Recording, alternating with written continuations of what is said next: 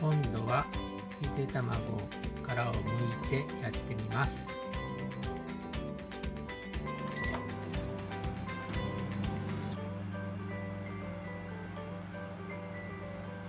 予想はさっきほどは大きくない爆発、蓋は飛ばない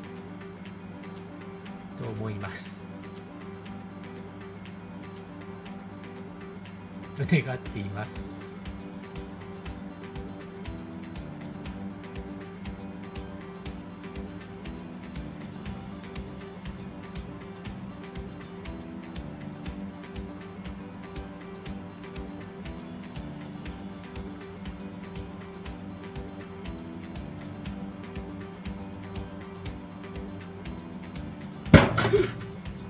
また飛んだ。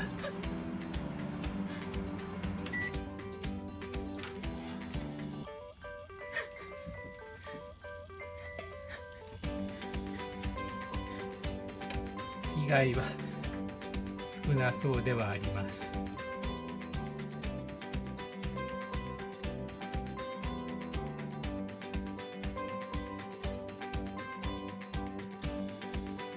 今日4回目のチャレンジです。今度は殻なしの生卵です。いってみます。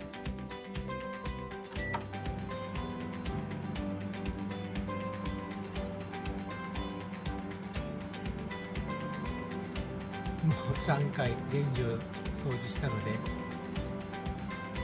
今度はタッパーの中で収まってほしいです。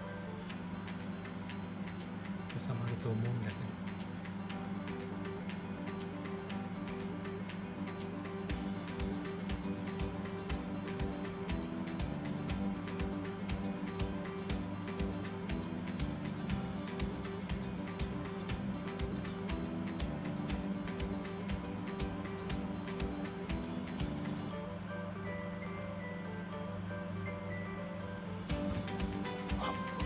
今爆発しました。小爆発が続いてる。で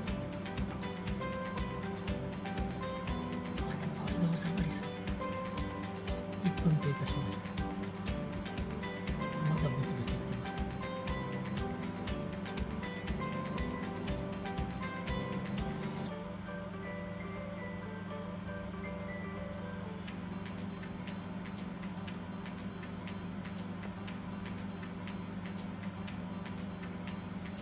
曇ってきました。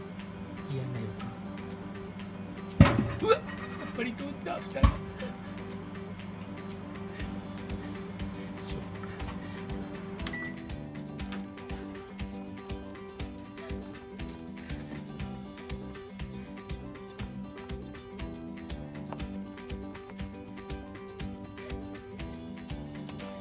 また蓋が飛んでしまいました。